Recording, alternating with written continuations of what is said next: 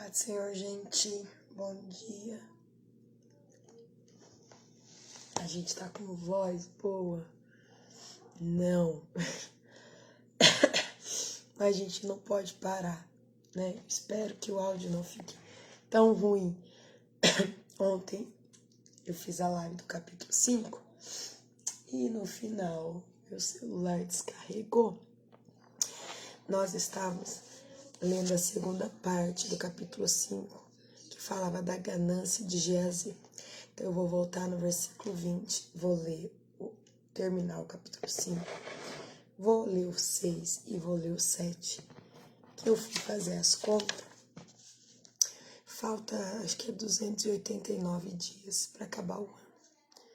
E eu tenho 300 e poucos capítulos ainda para ler. Então quer dizer que eu preciso ler 2 capítulos por dia para até o final do ano nós terminarmos. Enfim, 3 anos lendo a Bíblia na live. Passa, gente, passa, o tempo passa. Em nome de Jesus, 2024 a gente encerra. Meu compromisso, que Deus me ajude, porque sem Ele eu nada posso fazer. Então, vamos falar sobre a ganância de Geazi. Mas Geazi, servo de Eliseu, o homem de Deus, pensou: meu senhor não deveria ter deixado esse sírio Naamã partir sem assentar os presentes. Tão certo como vi o Senhor, vou correr atrás dele para ver se consigo alguma coisa. E Geazi correu atrás de Naamã. Quando Naamã viu que Geazi corria atrás dele, desceu de sua carruagem. E foi ao encontro dele. Está tudo bem? Perguntou Naamã. Sim, está tudo bem, respondeu Geazi. Meu senhor me enviou para dizer que acabaram de chegar 2 jovens profetas da região montanhosa de Efraim. Meu senhor pediu 35 quilos de prata e 2 roupas de festa para eles. Claro, leve 70 quilos de prata, insistiu Naamã. Ele lhe deu 2 roupas de festa, colocou a prata em 2 sacolas e enviou 2 servos para carregar os presentes para Geazi. Ao chegarem à colina, Geazi pegou a sacola, enviou os servos de volta e escondeu os presentes dentro de casa. De verdade, que Geazi escondeu os presentes do profeta. Gente, quem se esconde de Deus e dos homens de Deus? Versículo 25. Quando entrou para ver seu senhor Eliseu, que lhe perguntou: onde você esteve, Geazi? Não estive em lugar algum, respondeu Geazi. Mas Eliseu lhe disse: você não percebe que eu estava presente em espírito quando Naamã desceu da carruagem para encontrar-se com você?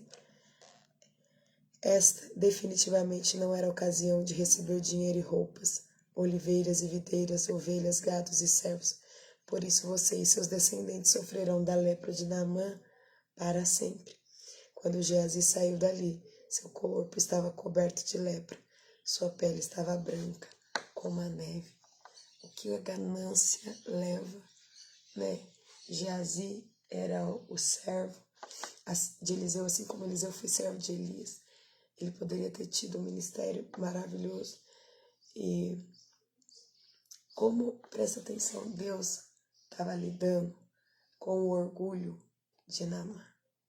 Naamã, depois que se submete, ele acha que ele vai poder comprar o milagre dele. Então, por isso que Eliseu falou, nessa ocasião a gente não poderia ter recebido.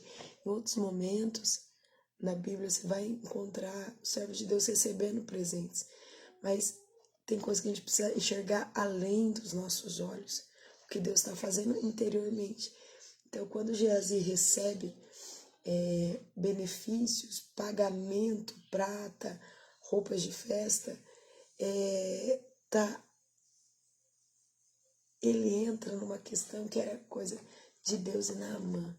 E a gente precisa ter essa sabedoria de entender até mesmo quando receber e quando não receber algo. Amém? Isso se chama depender de Deus. Não é fácil depender de Deus, porque exige da gente muito proximidade, perguntar, esperar a resposta, mas é melhor do que receber um decreto como esse de viver o resto da vida com lepra. Vamos ler agora o versículo, capítulo 6 de 2º livro de Reis. Eu gostei muito quando eu era criança, adolescente, e descobri esse milagre, que É conhecido, mas não tanto, né? O ferro do machado. Certo dia, os membros do grupo de profeta disseram a Eliseu: como vê este lugar onde nos reunimos é pequeno demais. Vamos descer ao rio Jordão, onde há muitos troncos, e construir ali um lugar para nos reunirmos. Está bem, disse Eliseu, podem ir. Venha conosco, sugeriu um deles. Eu irei, disse ele, e foi com eles. Quando chegaram ao Jordão, começaram a derrubar árvores.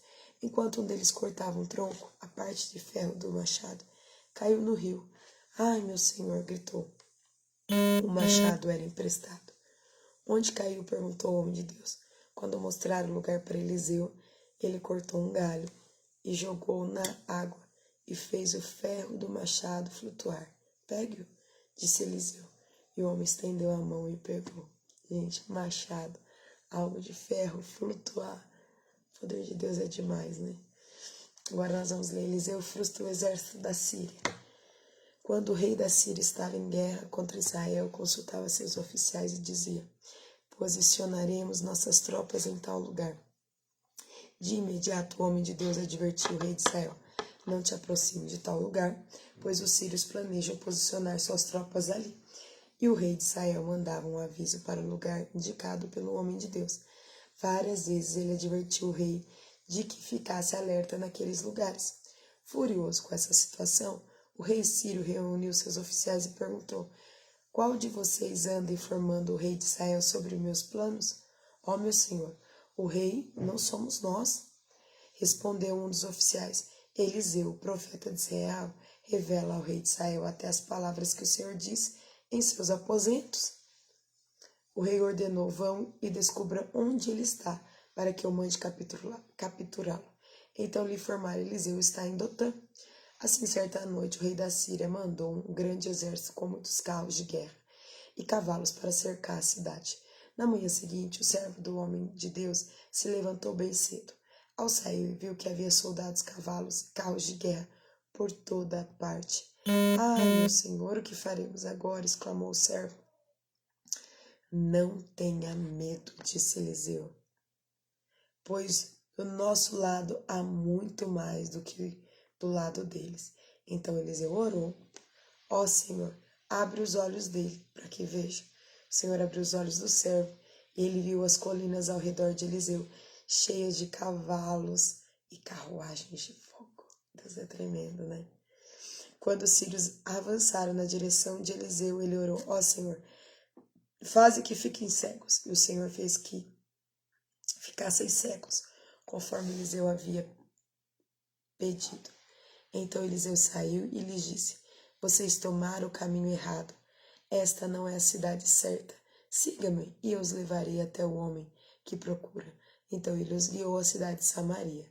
Assim que entraram em Samaria, Eliseu orou: ó Senhor, agora abre os olhos deles para que vejam. O Senhor abriu os olhos deles e descobriram que estavam no meio de Samaria. Quando o rei de Israel os viu, perguntou a Eliseu: devo matá-los, meu senhor? Devo matá-los? Claro que não, respondeu Eliseu. Eles não são prisioneiros que você capturou na batalha. Deles comida e bebida e mande-os de volta para casa para o senhor deles. Então o rei lhes ofereceu um grande banquete e os mandou de volta para casa para o senhor deles. Depois disso, os invasores sírios não invadiram mais a terra de Israel. Bom dia, Dinha, paz do Senhor. Gente, vocês entenderam o que aconteceu aqui nessa história? Por isso que a gente tem que ler a Bíblia. A gente fica inspirado. A gente, gente, fala, meu Deus, olha como Deus trabalha. Sempre que os sírios queriam atacar Israel, Deus revelava para Eliseu e Eliseu contava para Israel. Israel, óbvio, não caía nessa armadilha. Até que o rei da Síria falou: mas o que está acontecendo? Vocês estão me dedurando? Ele falou: não, você não está entendendo. Tem um Eliseu, um profeta lá. Aí ele falou: então vocês vão atrás deles em Dotã. Aí quando chegar lá, eles cercam a cidade, tudo. O servo de Eliseu, agora um outro servo, não mais Geazi, se apavora. E só que ele fala: Deus vai pede para abrir os olhos e ver que os anjos, as carruagens de anjos que estavam ao redor eram muito maior. E aí ele ora e pede para os sírios ficarem cegos. Ele fica cego. Ele finge ser outra pessoa, leva eles no meio de Samaria, quer dizer, dentro da capital de Israel daquele tempo. Quer dizer, que eles poderiam ter sido mortos. E isso gera um grande temor. Nós oramos agora pela manhã na igreja e nós lemos Salmo 27. O Senhor é minha luz, é minha salvação. De quem me recearei? A quem temerei? Ainda que um exército me cercasse, eu confiarei em Deus. A gente não teme o inimigo. Ele se levanta, mas ele se levanta para cair. Ele vai tropeçar e cair, porque maior é o que está conosco. Como é bom ler a Bíblia, porque você vai falar, meu Deus, eu vou me fortalecer no Senhor, porque Deus é o Todo-Poderoso. Vamos continuar lendo? Segunda parte agora do livro de Reis, segundo Reis, capítulo 6, versículo 24. Ben-Hadad cerca Samaria. Algum tempo depois, porém, Ben-Hadad, rei da Síria, reuniu todo o seu exército e cercou Samaria. Como resultado, houve grande fome na cidade. O cerco durou tanto tempo que uma cabeça de jumento era vendida por 960 gramas de prata e 1/3 de litro de esterco de pombo por 60 gramas de prata. Um dia, quando o rei de Israel caminhava pelos muros da cidade, uma mulher gritou para ele: "Ó, meu senhor, o rei, por favor, ajude." Ele respondeu: "Se o senhor não ajudar, o que poderei fazer? Não tenho alimento na eira, nem vinho na prensa de uvas." Mas depois o rei perguntou: "Qual é o problema?" Ela respondeu: "Esta mulher me disse: vamos comer o seu filho hoje, e amanhã comeremos o meu." Então cozemos meu filho e o comemos. No dia seguinte eu disse a ela: "Mate seu filho para que o comamos." Mas ela o havia escondido. Quando o rei ouviu isso, rasgou as roupas. Olha que terrível era a fome de comer seu próprio filho. Vamos comer. O rei rasgou suas roupas e, enquanto ele caminhava pelos muros, o povo viu que por baixo do manto ele usava pano de saco junto à pele. Então o rei jurou: "Que Deus me castigue severamente se eu não separar a cabeça de Eliseu de seus ombros ainda hoje." Eliseu estava sentado em sua casa com as autoridades de Israel quando o rei mandou o mensageiro até ele. Antes, porém, que o mensageiro chegasse, Eliseu disse às autoridades: "O filho do assassino enviou um homem para cortar minha cabeça. Quando o mensageiro chegar, feche a porta e não o deixe entrar. Logo ouviremos os passos de seu senhor atrás dele." Enquanto Eliseu ainda falava, o mensageiro chegou e comunicou a mensagem do rei: "Toda essa desgraça vem do Senhor. Por que devo continuar a esperar no Senhor?" Capítulo 7. Eliseu respondeu: "Ouçam essa mensagem do Senhor, assim diz o Senhor. Amanhã, a esta hora, na porta de Samaria, 6 litros de farinha fina custarão apenas 12 gramas de prata, e 12 litros de cevada também custarão apenas 12 gramas de prata." O oficial que auxiliava o rei disse ao homem de Deus: "Ainda que o Senhor abrisse as janelas do céu, isso não poderia acontecer."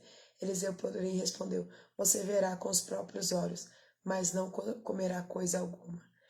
Então, a situação estava tão difícil que quando Eliseu liberou uma palavra profética, aquele servo do rei duvidou. E aí você vai ver a consequência dele. Leprosos vão ao acampamento inimigo. Havia 4 homens com lepra sentados junto à porta da cidade. Ficava fora, não podia estar junto, né? "Porque ficarmos sentados aqui esperando a morte?" perguntaram uns aos outros.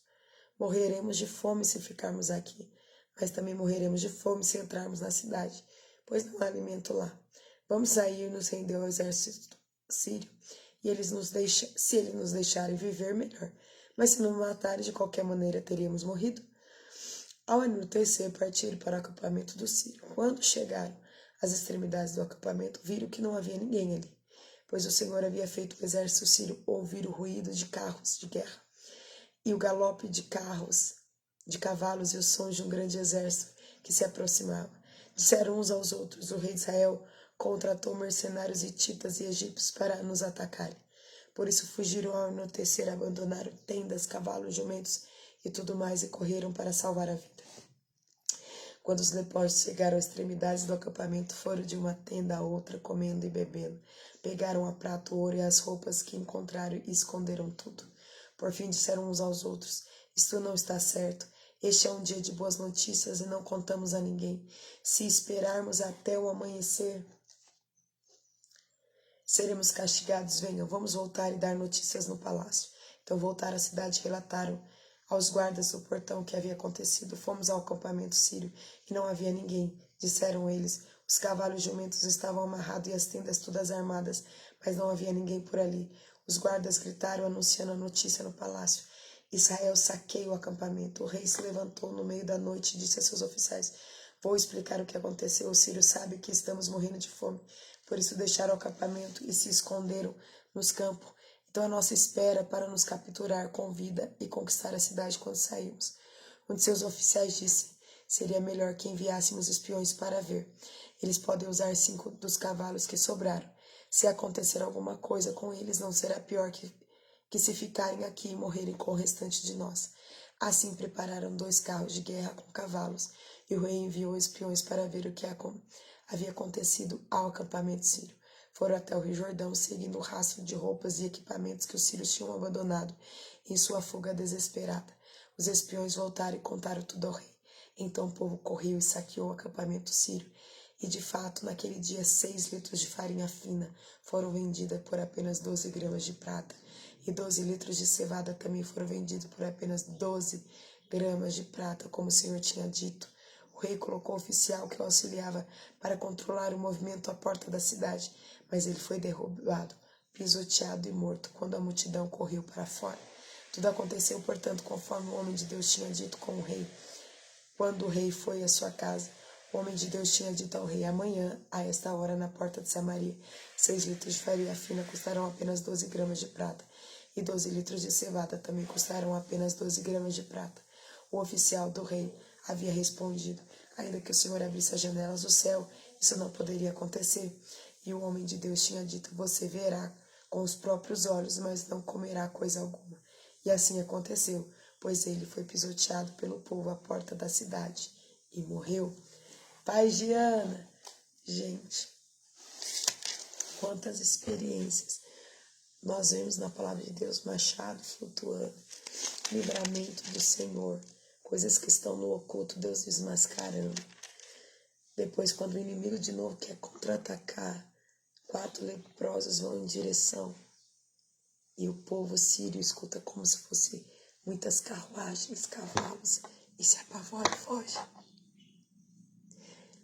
Se Deus é por nós, quem será contra nós? Você pode declarar isso agora na sua vida? Se Deus é por nós, quem será contra nós? Não tenha medo, não tenha medo do inimigo.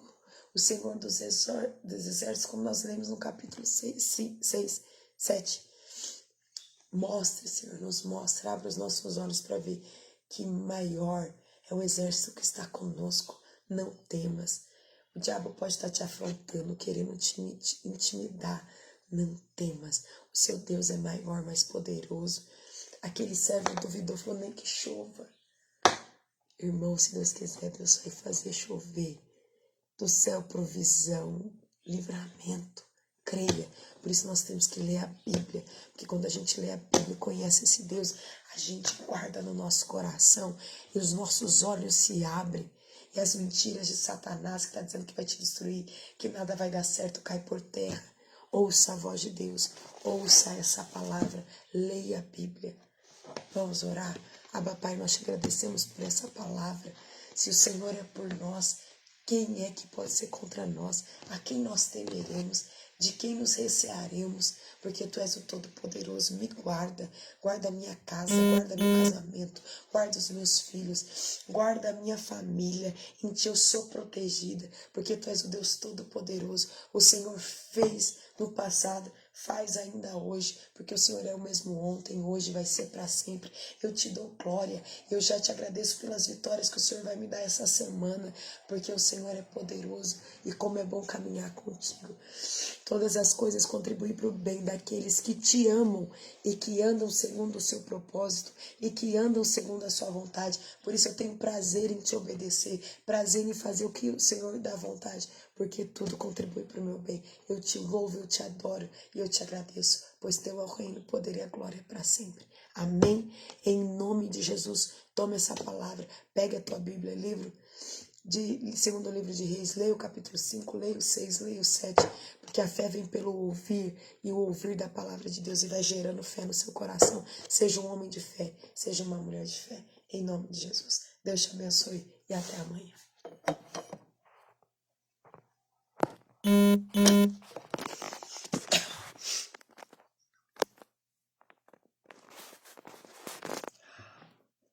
Tem que esperar aqui agora. Não tô conseguindo concluir aqui, ó.